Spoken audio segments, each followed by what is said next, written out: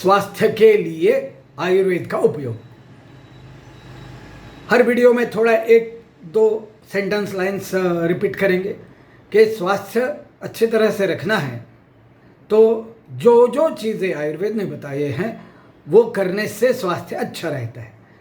Fitness के लिए आयुर्वेद में बहुत सारी चीज़ें बताई हैं। केवल एक्सरसाइज या डाइट ये काफ़ी नहीं है। आजकल ऐसे लगता है कि एक्सरसाइज डाइट हो गया सब हो गया, नहीं होगा। एक प्रहसन था कि हर कोई फिटनेस की बात होगी तो सूर्य नमस्कार डालो, ये एक नाटक था। तो आचार्य अत्रे ने ऐसे एक व्यक्ति की विडंबना की थी कि हर कोई फिटनेस की प्रॉब्लम हो या लाइफ की प्रॉब्लम हो, सूर्य नमस्कार से सब ठीक हो जाता है, ऐसे उस व्यक्ति का कहना था। वो सच में नहीं होता है, केवल एक चीज से सब कुछ नहीं होता। तो हमने चतुर्थ अध्याय लिया है वाग्भट का, सूत्रस्थान का, लेकिन ये स्टूडेंट्स के लिए नहीं, आप सबके लिए है। इसमें अभी हम मलमूत्र को रोकने से जो चीज़ें होती है, कॉन्स्टिपेशन और यूरिनरी स्टोन्स, वो देख लिया। अभी देखते हैं उद्गार को रोकने से, मतलब जो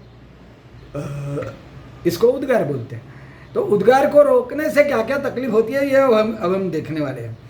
इसको रोकेंगे तो आपको अरुचि उत्पन्न होगी, मतलब टेस्ट अच्छा नहीं लगेगा, मुंह का टेस्ट जाएगा, कुछ खाने पीने लगोगे उसका भी टेस्ट नहीं आएगा। उसके बाद आप कांपने लगोगे, मतलब एकदम कंपवात जैसे तो इतना नहीं होगा, थोड़ा ऐसे हिलोगे, मतलब बेस से हिल जाओगे, क्योंकि प्रेशर आता है नर्वस सिस्टम पे। और उरफ प्रदेश में आपको अवरोध होता है, ऐसे कुछ बांधा है, पकड़ा है, ऐसे लगता है।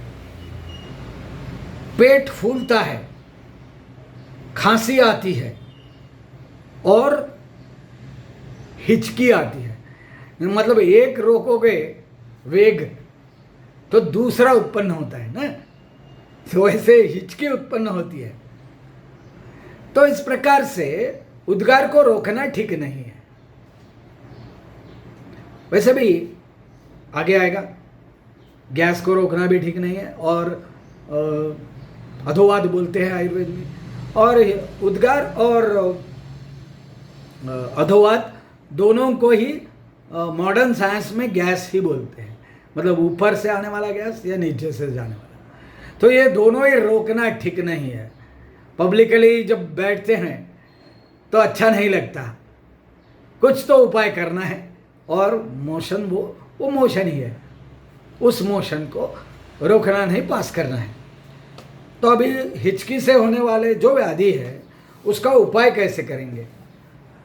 हिचकी से उत्पन्न होने वाले व्याधि मानो श्वास मतलब दमा जैसे है, बहुत कठिन जटिल व्याधि है। दमा मतलब अस्थमा।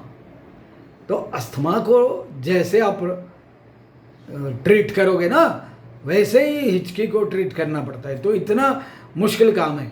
हिचकी के कई पेशेंट इतने मुश्किल अवस्था में होते हैं, बड़े बड़े डॉक्टरों के पास जाके आते हैं, डायफ्राम पे प्रेशर आता है, इसलिए हिचकी आती है।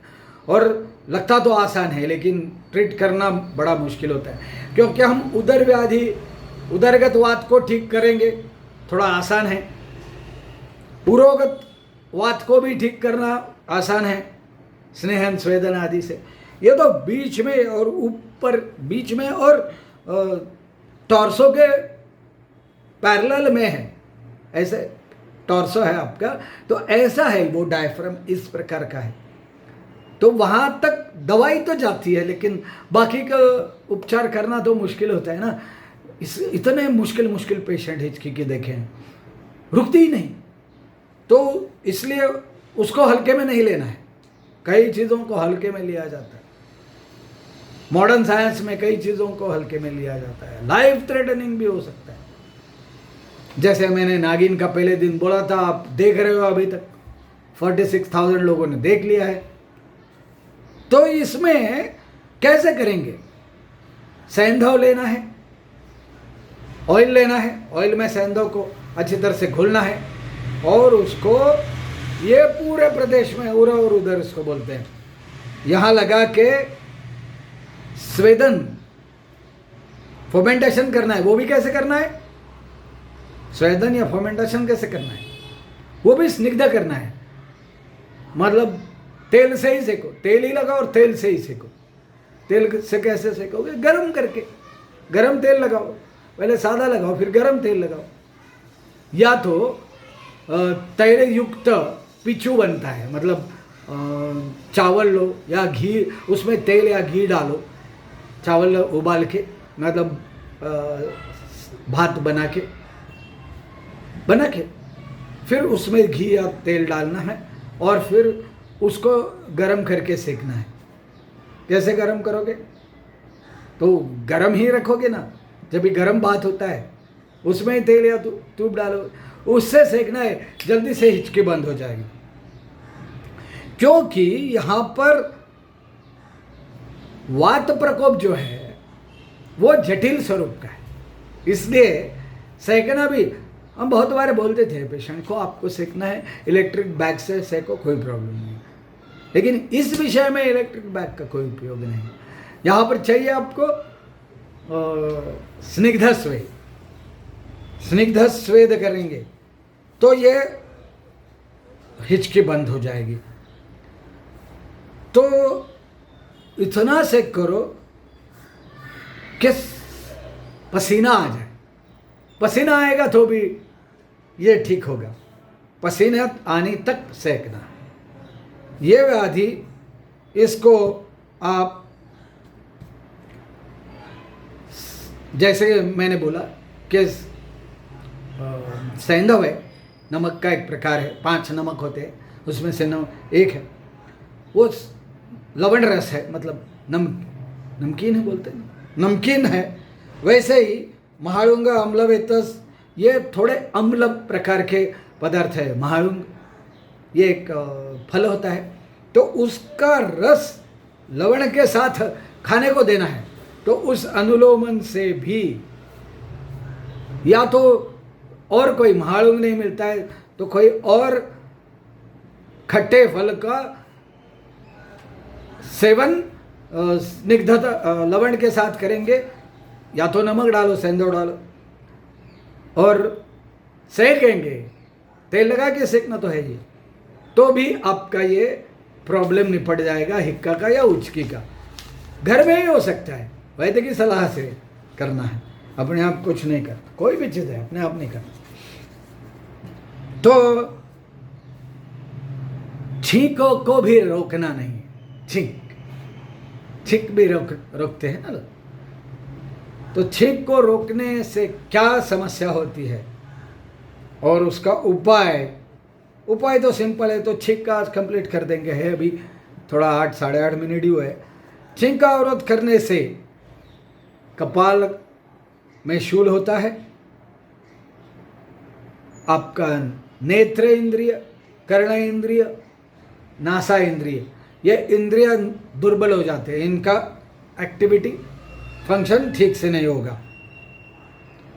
मान जकड़ जाएगी, वो तो आप बहुत बार देखते हो कैसे होता है, मान जकड़ जाएगी।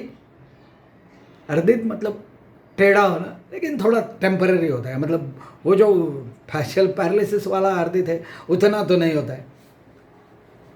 इसके लिए ये तकलीफ हो जाती है, आप छींक को रोक के रखोगे तो इसके लिए क्या करना है? तो धूम्रपान, मतलब स्मोकिंग नहीं, धूम्रपान नाम का एक होता है, और नासा में तेल डालना, अणु तेल का नस्य करना है, और वचा या शुंठी सूंघना है, या तो सूर्य भगवान की ओर थोड़ा विदाउट ब्लिंकिंग आई देखना है।